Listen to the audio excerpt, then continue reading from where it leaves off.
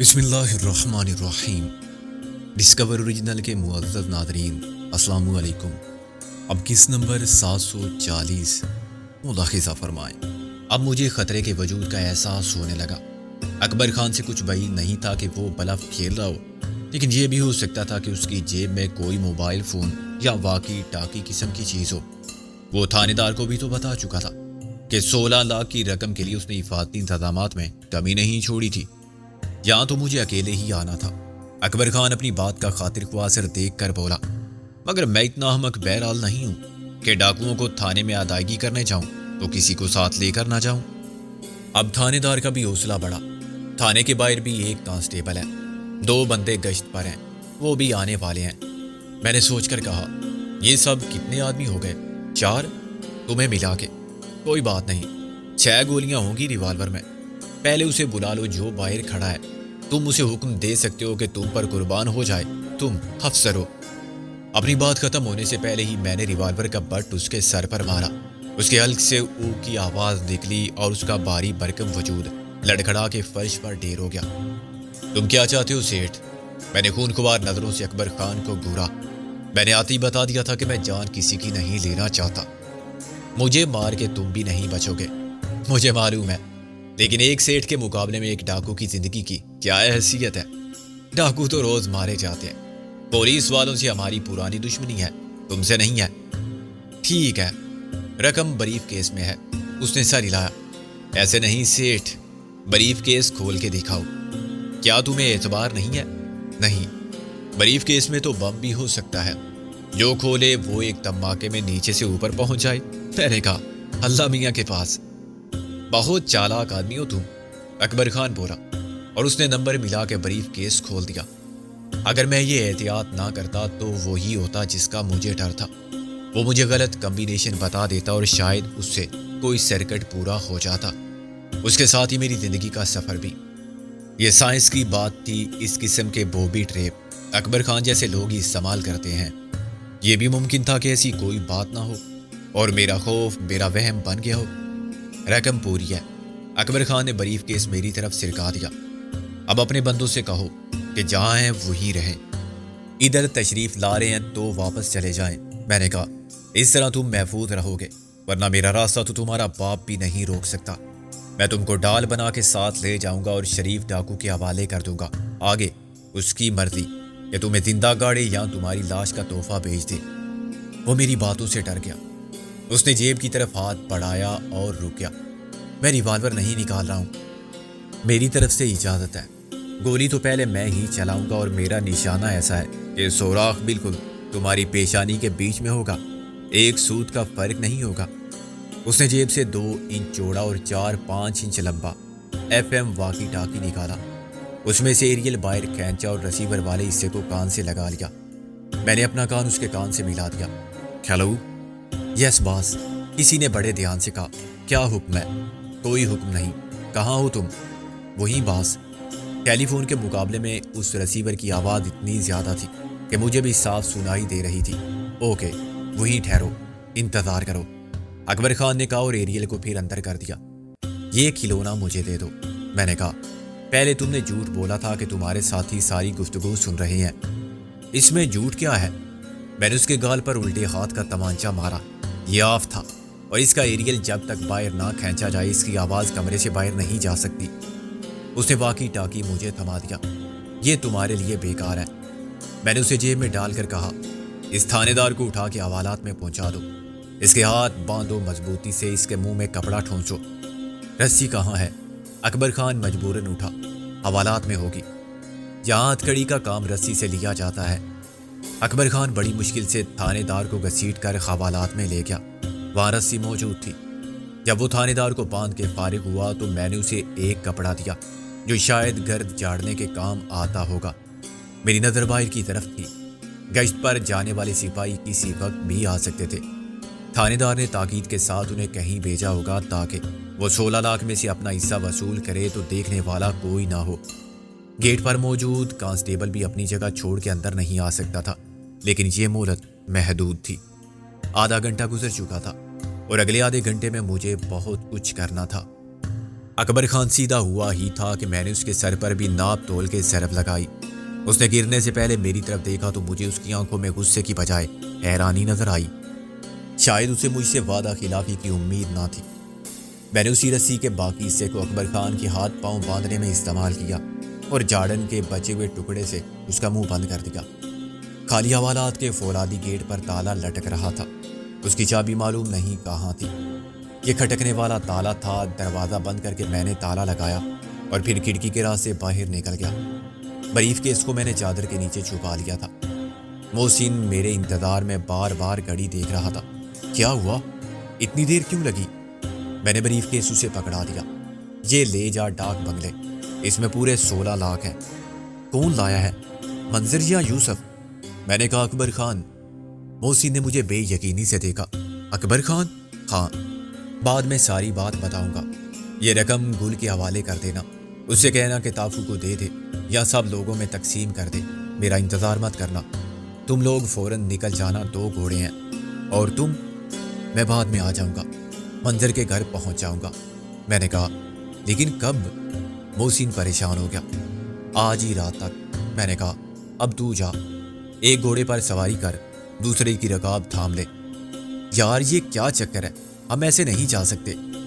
یار محسن تجھے یقین کرنا چاہیے۔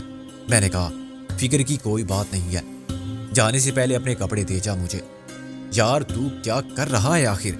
محسن جھنجھلا گیا۔ ابھی مت پوچھ، یہ پتلون قمیص اور جوتے مجھے دے، میرے کپڑے پہن اور بھاگ جا۔ میں نے کہا 2 گھوڑوں پر تم تینوں آسانی سے نکل جاؤ گے، گل سے کہنا محفوظ راستہ اختیار کرے۔ سڑک کی طرف سے جاؤ گے تو راستے میں اکبر خان کے آدمی کھڑے ہیں، چل اپنا منہ دوسری طرف کر۔ ہاتھ پیچھے کر کے مجھے کپڑے پکڑا۔ میں نے اپنا منہ دوسری طرف کر لیا اور چند منٹ میں میرا لباس محسن کے جسم پر اور محسن کا میرے بدن پر آ گیا تو ہم نے پلٹ کر ایک دوسرے کو دیکھا اور ہنسے۔ پھر محسن گھوڑے پر سوار ہوا اور میں نے دوسرے گھوڑے کی لگام اسے تھما دی۔ دوسرا گھوڑا تابعہ دار قسم کا تھا، وہ سر جھکا کے چل پڑا۔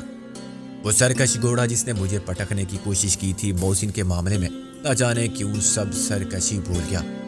محسن نے مجھے فخر سے دیکھا ساری ایکڑی بھول گیا سالا۔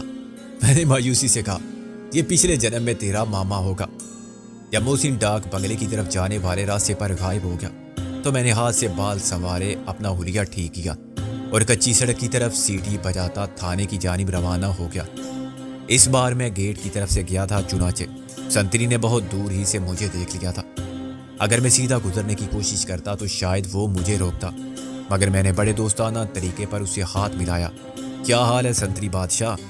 اپنے انچارج صاحب ہیں پر کوئی مہمان بیٹھا ہے۔ اچھا تم جا کے انہیں بتا دو کہ سکندر صاحب آئے ہیں، انہیں ملنا ہوگا تو بلا لیں گے، ورنہ میں پھر آ جاؤں گا۔ میں نے کہا۔ سنتری میری شرافت سے متاثر ہوا۔ دراصل انہوں نے منع کر رکھا ہے کہ اندر کوئی بھی نہ آئے میری اجازت کے بغیر، میں ابھی پوچھ کے آتا ہوں۔ حسب توقع 1 منٹ بعد اس نے اندر سے شور مچایا۔ اس کے شور کو گل گپاڑا کہا جا سکتا تھا کیونکہ بیک وقت وہ اپنے سر کو پکار رہا تھا اور ان سے پوچھ رہا تھا کہ آپ کو کیا ہو گیا، یہ جانتے ہوئے بھی کہ سر اپنے مضروب سر کے باعث انٹا غفیل ہیں، شراب کے نشے میں دودھ نہیں پڑے ہیں۔ پھر وہ مدد کے لیے پکار رہا تھا، حالانکہ میرے سوا مدد کی پکار سننے والا بھی کوئی نہ تھا۔ اخلاقاً میرا اندر بھاگ کر جانا، صورتحال پر بے حد تشویش کا اظہار کرنا بھی ضروری تھا۔ میں نے کہا ارے یہ کیا، انہیں کس نے بند کر دیا حوالات میں؟ ہو ان کے تو ہاتھ بھی بندھے ہوئے ہیں اور ان کے منہ میں بھی کچھ ہے، کیا یہ کپڑا کھا رہے ہیں؟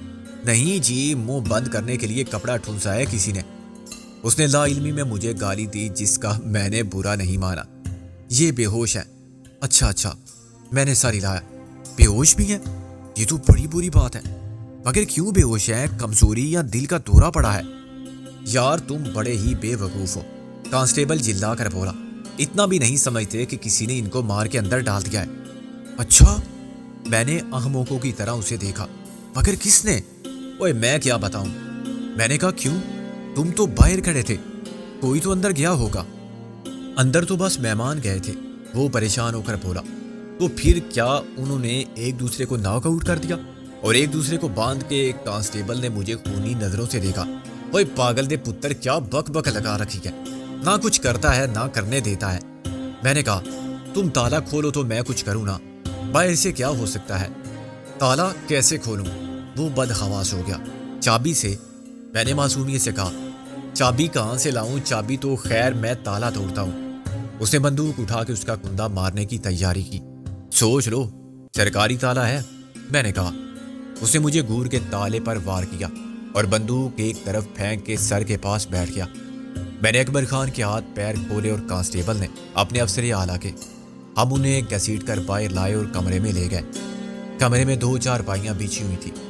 کانسٹیبل نے مجھ سے کہا کہ میں سر کو اٹھا کے چارپائی پر لٹانے میں اس کی مدد کروں۔ اس نے تھانے دار کو بغلوں میں ہاتھ دے کر اٹھایا۔ میں نے ٹانگیں پکڑ کے، لیکن ایک مرتبہ میں نے جان بوجھ کے ٹانگیں چھوڑ دی۔ تھانے دار کا آدھا دھڑ فرش پر گرا۔ میں نے سوری کہہ کے اسے پھر اٹھایا اور چارپائی پر ڈال دیا۔ پھر اکبر خان کی باری آئی۔ کانسٹیبل پانی لے کر آیا اور ہم نے ان کے منہ پر چھینٹے مارے۔ موقع پاتے ہی میں نے اکبر خان کا واقی ٹاکی پھر اس کی جیب میں ڈال دیا۔ چند منٹ کے بعد جب وہ ہوش میں آنے لگے تھے تو گشتی پارٹی بھی پہنچ گئی۔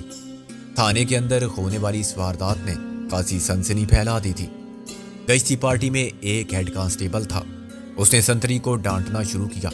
اندھے کھوتے، تم نے نہیں دیکھا کسی کو اندر جاتے ہوئے؟ پھر کیا یہ جن کام کر گئے؟ قسم خدا کی میں نے کسی کو اندر جاتے نہیں دیکھا، نہ باہر آتے۔ کانسٹیبل نے اپنی بے گناہی ثابت کی۔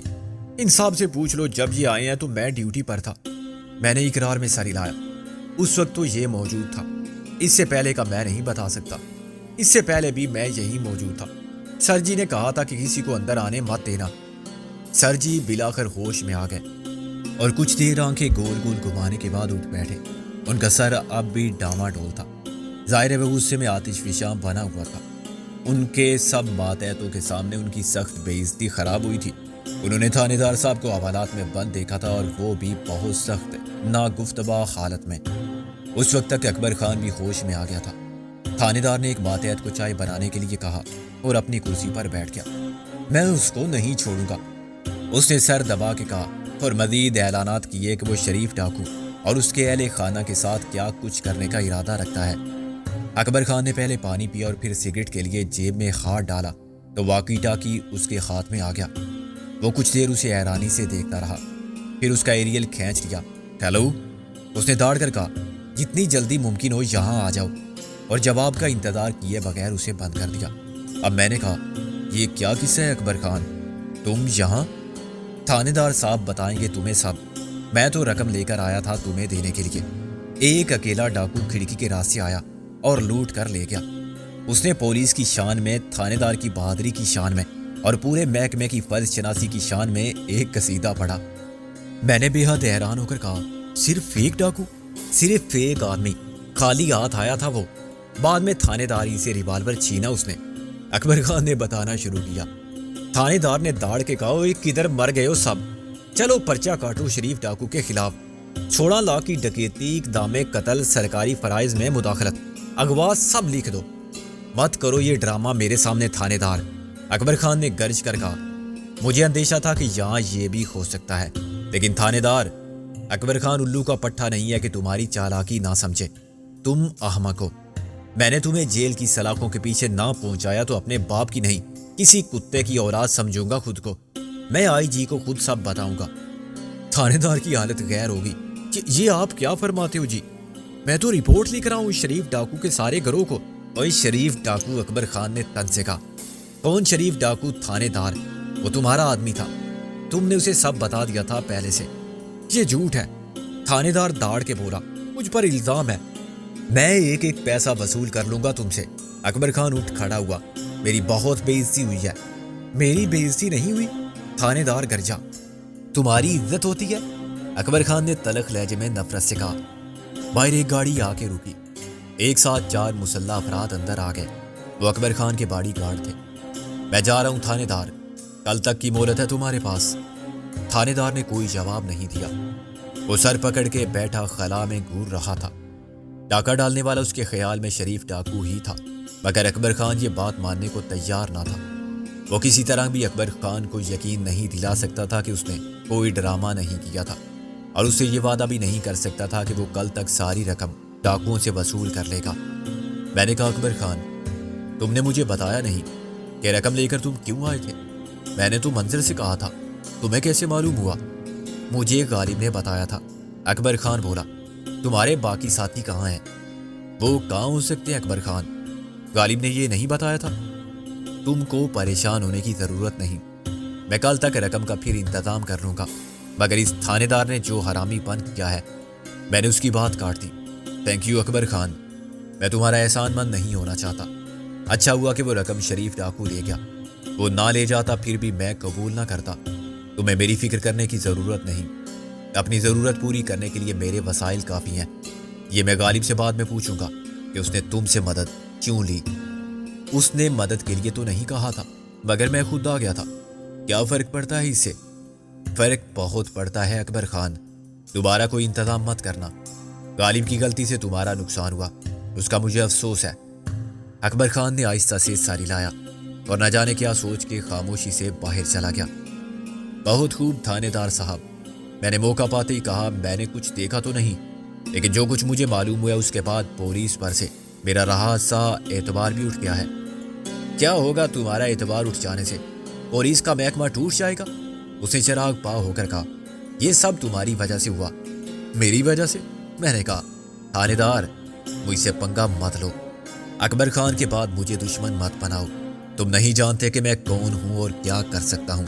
ابھی تو میں جا رہا ہوں۔ جاؤ، دفع ہو جاؤ، کہہ دو اس سے تافو سے کہ میں 16 لاکھ تم سب کو لائن میں کھڑا کر کے گولی مار دوں گا۔ صدمے، احساس ذلت اور غصے میں وہ پاگل ہو رہا تھا۔ میں اطمینان سے باہر نکلا۔ مجھے یقین تھا کہ اب تک گل، محسن اور رابعہ شہر روانہ ہو چکے ہوں گے، ورنہ رات تک ضرور پہنچ جائیں گے۔ ان کے لیے اب کوئی خطرے کی بات نہیں تھی۔ خطرہ تافو اینڈ کمپنی کے لیے بھی نہیں تھا۔ انہیں 16 لاکھ مل گئے تھے، مگر ڈکیتی ان کے حریف شریف ڈاکو کے کھاتے میں لکھی گئی تھی۔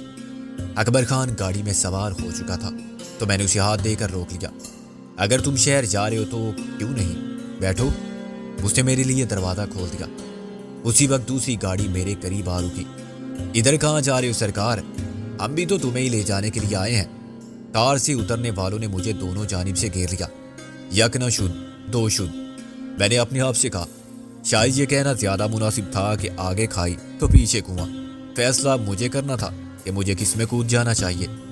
گاڑی بہت بیش قیمت تھی، مگر جو لوگ اس میں سے اترے تھے وہ لیے سے بدماش کم اور جوکر زیادہ لگتے تھے۔ وہ ایک ہی قد و قامت کے جوان آدمی تھے اور شرٹ پتلون پہنے ہوئے تھے، مگر کپڑے ان کے اپنے نہیں لگتے تھے۔ ایک جوڑا کسی لمبے آدمی کا تھا تو دوسرا پستہ قد اور موٹے آدمی کا، مگر انہوں نے تقسیم ایسے کی کہ پتلون والے نے لمبی چوڑی شرٹ پہن رکھی تھی اور چھوٹی بھی تھی، اور تنگ لمبی بش شرٹ کے ساتھ پتلون ڈھیلی تھی مگر ٹخنوں تک پہنچ کر ختم ہو جاتی تھی۔ انہوں نے شام کے دھندلکے میں بھی سیاہ چشمے لگا رکھے تھے اور اپنی اداکاری سے وہ فلمی ویلن بننے کی کوشش کر رہے تھے۔ اس حالت کے باوجود میں نے غالب کو پہچان لیا، لیکن رابعہ کے سب سے ہونہار اور قابل اعتماد معاون وقار یوسف ایڈوکیٹ کو پہلی بار بدلے ہوئے روپ میں دیکھ کر میں شناخت نہ کر سکا۔ غالب اپنی آواز سے سلطان رائی کی کاپی کر رہا تھا اور وقار یوسف مصطفیٰ قریشی کی، لیکن یہ سب کچھ میں نے بعد میں دیکھا۔ میرا پہلا رد عمل یہ تھا کہ وہ بھی سیٹھ اکبر کے محافظ ہیں۔ ایک لمحہ ضائع کیے بغیر میں اس کی گاڑی کی پچھلی سیٹ پر بیٹھ گیا اور میں نے پیچھے سے سیٹھ اکبر کی گردن میں ہاتھ ڈال دیا تھا۔ سیٹھ اکبر اگلی سیٹ پر انتہائی بے بس تھا۔ وہ زیادہ سے زیادہ اپنی ٹانگیں چلا سکتا تھا۔ اس کے ساتھ بیٹھا ہوا ڈرائیور باڈی گارڈ مسلح ہونے کے باوجود اسے میری گرفت سے نہیں چھڑا سکتا تھا۔ اگر وہ اس کی کوشش بھی کرتا تو سیٹھ اکبر کی گردن کی سلامتی خطرے میں پڑ جاتی۔ وہ تجربے کار اور سمجھدار آدمی تھا، چنانچہ اس نے صورتحال کو مداخلت سے زیادہ خطرناک اور جان لیوا بنانے سے گریز کیا۔ سیٹھ اکبر کی سانس رکنے لگی تھی اور اس کی آنکھیں حلقوں سے ابلنے پر آمادہ تھیں۔ اس نے پھنسی پھنسی آواز میں کہا، یہ کیا ہے؟ میں نے کہا، یہ وہی کنواں ہے جس میں کنواں کھودنے والا خود گر پڑتا ہے۔ تمہاری زندگی کا خاتمہ انہی کی وجہ سے ہو جائے گا جن کو تم نے زندگی کی حفاظت کے لیے رکھا تھا، خصوصی اور خفیہ انتظام کے طور پر۔ اس نے نفی میں گردن ہلانے کی کوشش کی۔ تم غلط۔ اس کے ڈرائیور نے سیٹھ اکبر کی مدد کی۔ صاحب بولتا ہے کہ آپ نے غلط سمجھا۔ ہز ماسٹرز وائس کے کتے، تم اپنا بھونکنا بند رکھو اور سیدھا سامنے دیکھو۔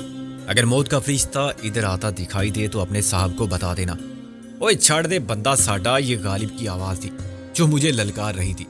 ایک گل سمجھ لے چنگی طرح کہ 80 بڑے ظالم لوگ ہاں۔ وقار یوسف نے سر ہلایا۔ सेठ अकबर की हालत गैर हो रही थी। मैंने अपनी गिरफ्त को थोड़ा सा ढीला किया तो उसने एक गहरी सांस लेकर कहा, सिकंदर, यकीन करो ये मेरे आदमी नहीं है। मैंने कहा, फिर ये तुम्हें क्यों ले जाना चाहते हैं? ये तुमको अपना बंदा क्यों कहते हैं? मुझे नहीं मालूम, ये कोई चाल है मेरे दुश्मनों की। सेठ अकबर ने कहा, तुम इन्हीं से पूछो कि इन्हें किसने भेजा है। ओ जी सेठ साहब की पे कहते हो? असी जान इसारा पुराने गालिब ने लहजे में हैरानी के जज्बात शामिल किए। ਤੁਹਾਡੇ हुक्म दे गुलाम जनाबे आली, वकार यूसुफ बोला। मैंने सेठ अकबर की गर्दन फिर दबा ली। अब क्या फरमाते हैं आप? अब भी इसरार है कि तुम्हें ये तुम्हारे चमचे नहीं हैं? ये अपनी जबान से तुम्हारे मुंह पर खुद को जान इसार और हुक्म के गुलाम कह रहे हैं। एक मिनट छोड़ दो मुझे। सेठ अकबर ने कहा, मैं पूछता हूँ इन आरामजादों से ये मुझे मरवाना चाहते हैं। थानेदार की हालत सबसे अजीब थी।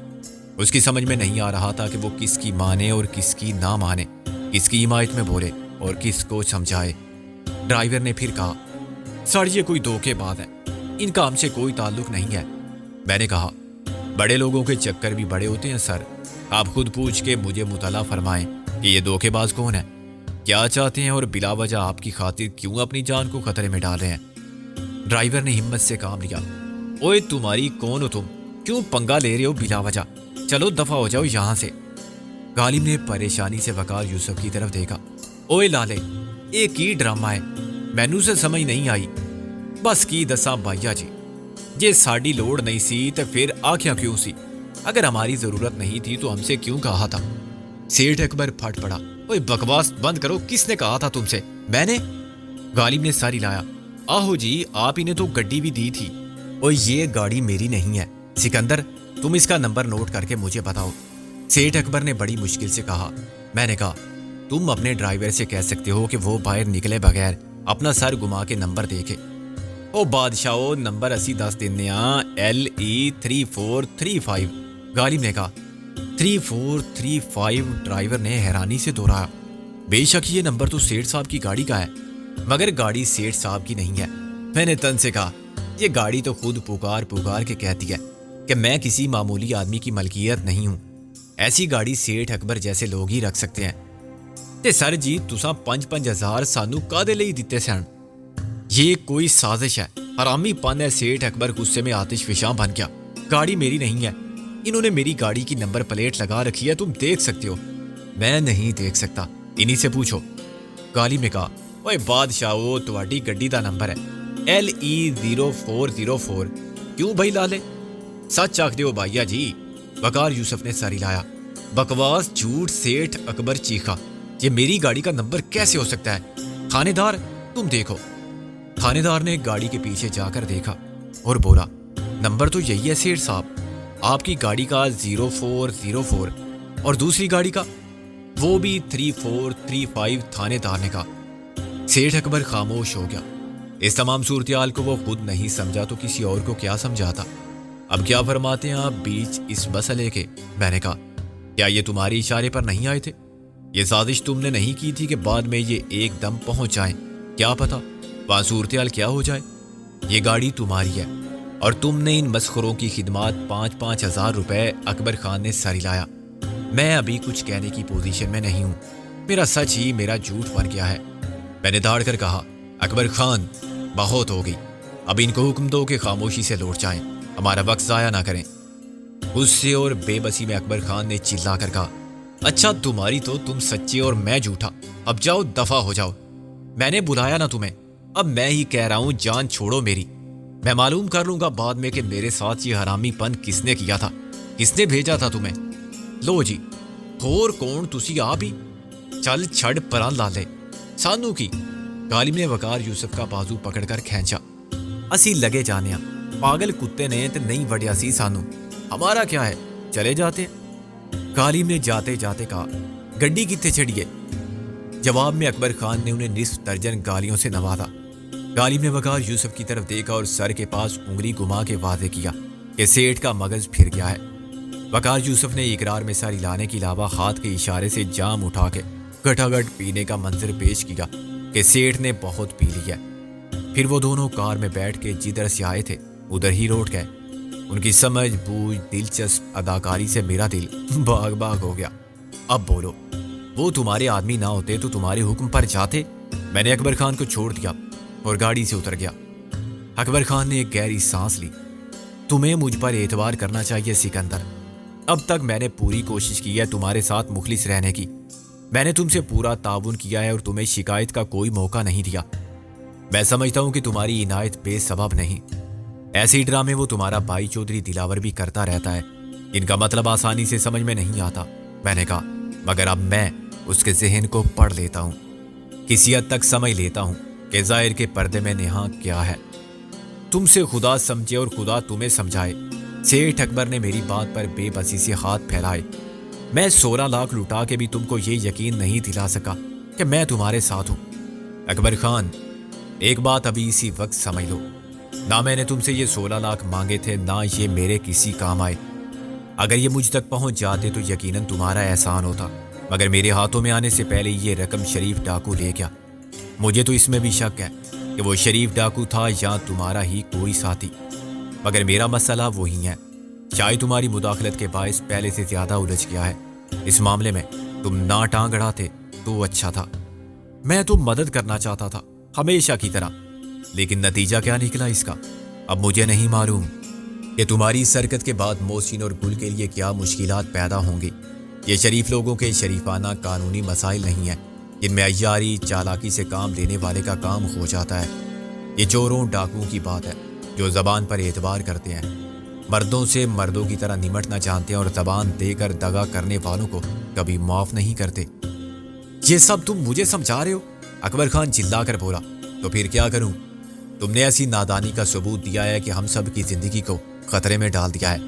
کیا ضرورت تھی تمہیں بیچ میں کودنے کی، باڈی گارڈ ساتھ لے کر آنے کی؟ تمہارا کیا خیال ہے یا ڈاکو لمبی تان کے سوتے رہتے ہیں کسی غار میں یا زیر زمین ٹھکانے پر؟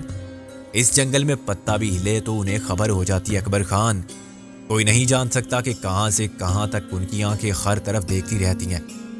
اکبر خان سخت پریشانی اور پیشمانی میں مبتلا تھا۔ مجھ سے تو غالب نے کہا تھا کہ کچھ مسئلہ درپیش ہے 16 لاکھ کا، کہیں سے ہو نہیں پا رہے تھے۔ میں نے کہا ایسی تو کوئی بات نہیں، قرض سمجھ کے لے لو، جب ہوں تو دے دینا۔ تمہیں کچھ کرنا ہی تھا اکبر خان تو یوں نہ کرتے۔ کیا غالب پر اعتماد نہیں تھا تمہیں؟ شاید تم نے سوچا ہوگا کہ غالب جھوٹ بول کے تم کو ٹھگنا چاہتا ہے۔